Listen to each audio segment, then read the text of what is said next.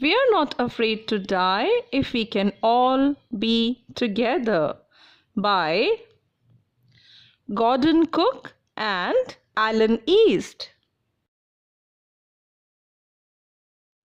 Gordon Cook was a sailor from Gloucestershire, England. This story is an excerpt from his voyage account, Schooner to the Southern Oceans. Gordon vowed to sail in his own ship and repeat Captain James Cook's final voyage 200 years later in 1976, that is, after 1776. The story is a first-person account of the narrator. It exhibits extraordinary and exemplary courage, grit, and skill by a family in the face of adversity. It is an inspiring tale of human endurance, selflessness, and optimistic fervor. The narrative describes how optimism, determination, and strong willpower raise our spirits and help us overcome any kind of a stressful situation. The first section opens on a cheerful note. The narrator and his family are looking forward to fulfilling their lifelong aspiration of sailing across the world.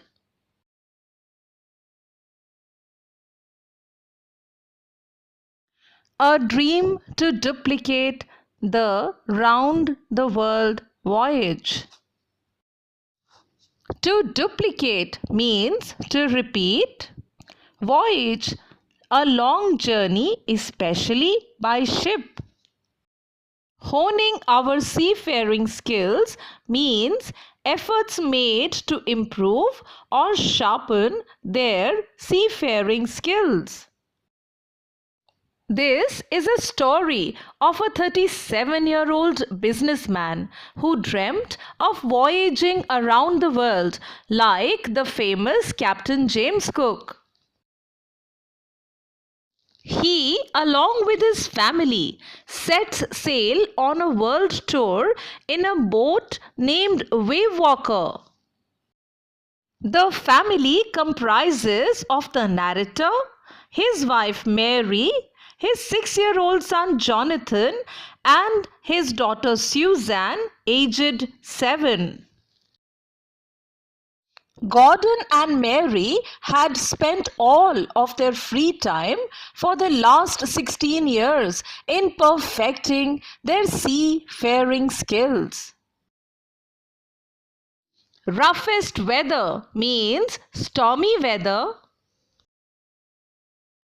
Their boat Wavewalker was a professionally built 23-meter and 30-ton wooden hulled boat. It had been tested for months in the roughest of weathers. The beginning of the voyage. In July 1976, they began sailing from Plymouth, England. First leg means the first phase. The initial period of their 3-year journey from the west coast of Africa to Cape Town proved to be quite pleasant. They took on 2 crewmen, Larry Vigil and Herb Siegler, from Cape Town. The crewmen could help them tackle any sort of rough sea in the southern Indian Ocean.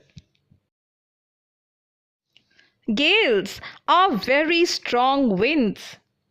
Alarming means causing apprehension or fear.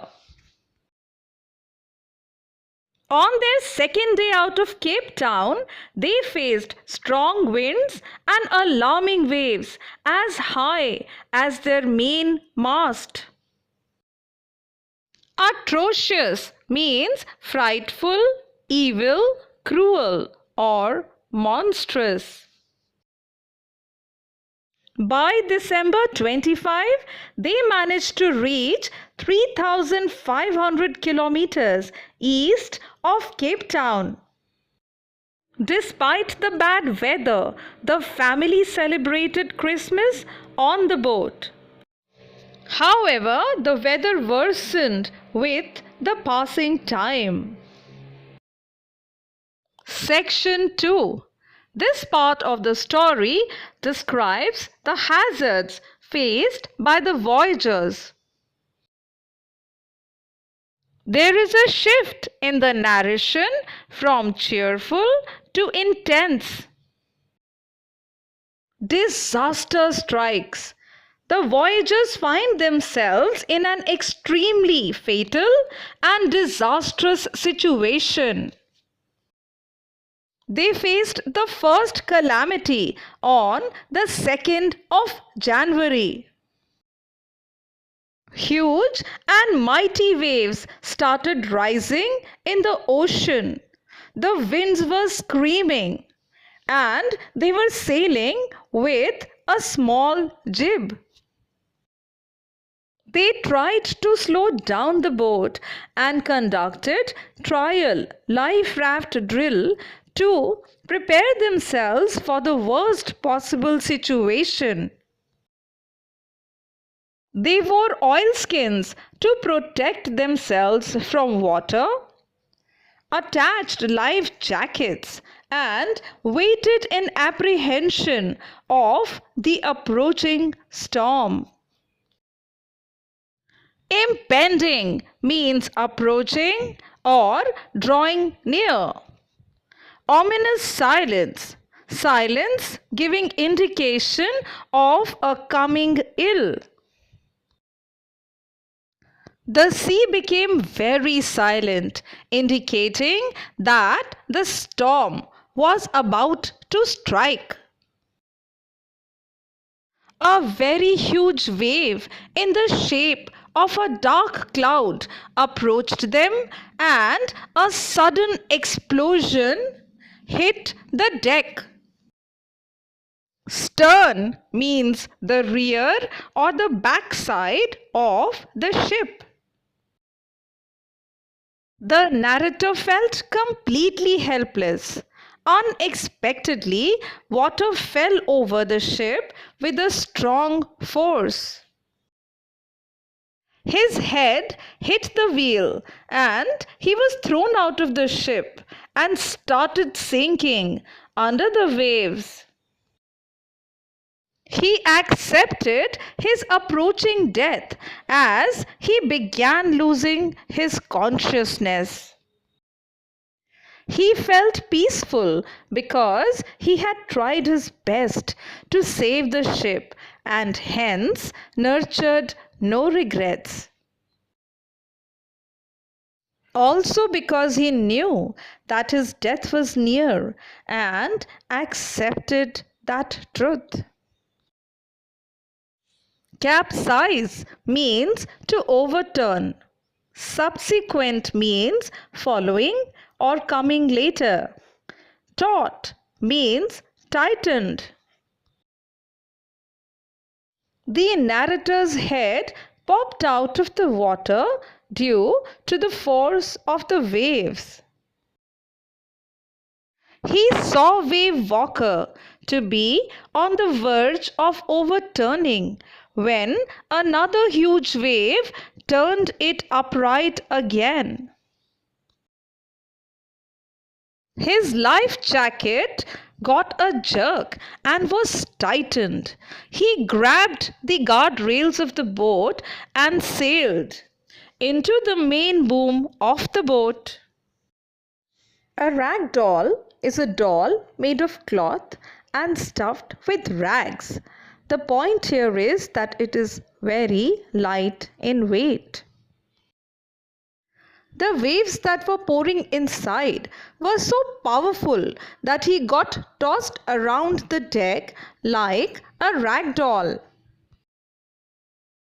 Like a rag doll is a simile used to illustrate how powerless the narrator felt against the magnitude of the waves.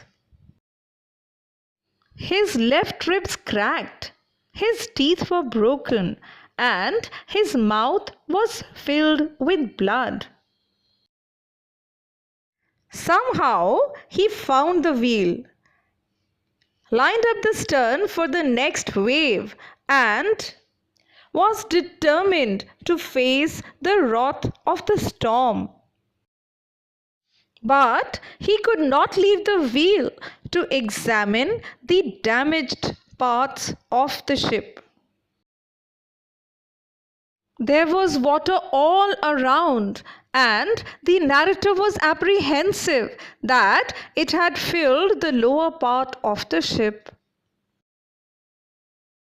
Mary shouted that the decks were broken and they were sinking. Scrambled means to move hurriedly. Slosh is to splash noisily. He rushed outside to see Larry and Herb pumping water out frantically. A lot of things like clothes, crockery, and toys were floating noisily around because of excessive water. Struck with panic, he struggled through water towards his children's cabin to check on them. They were sitting on the upper bunk of the bed. Sue had a big bump above her eyes, but she did not fuss about it and said that it hurt a bit. Though worried about her injury, he does not attend to it, as his chief concern is to save the wave walker. Starboard side is the right side of the ship. The starboard side was struck open. They were taking in more water with every wave breaking over them. If he did not make some repairs urgently, they would sink. He managed to cover the gaping holes with canvas and waterproof hatch covers. Deflected means deviated from its original path. He could finally prevent the water from seeping in. Debris, scattered remains of something destroyed. Wrenched, turn at an acute angle. Dinghy is an inflatable rubber life raft. Anchor is a tool used to moor a vessel to the bottom of a sea. The hand pumps started getting blocked with the debris floating around the cabins. The electric pump short-circuited and the water level rose threateningly.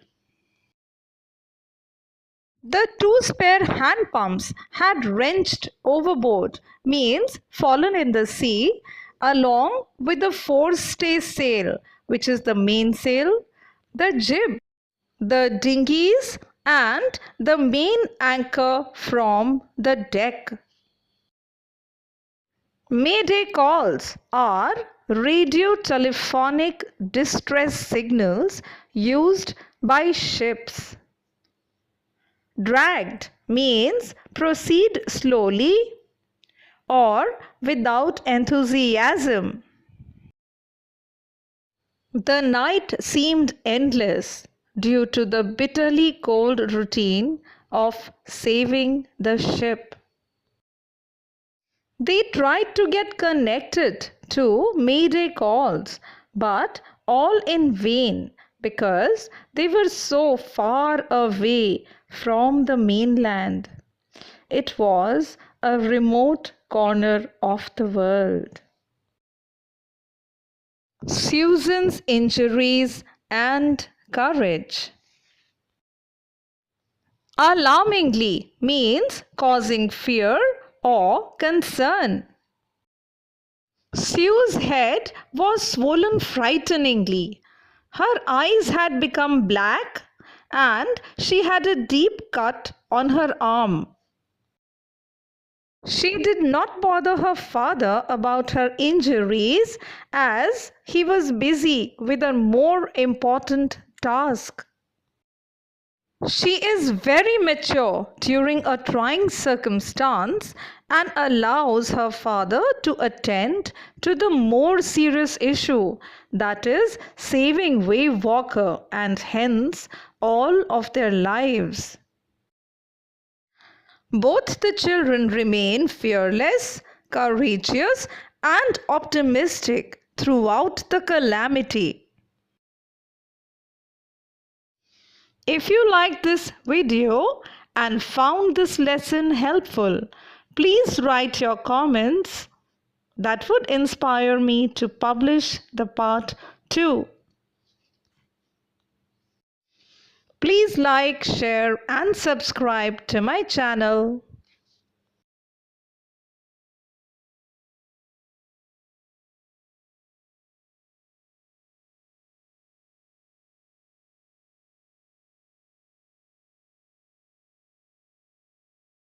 Alarmingly means causing fear or concern.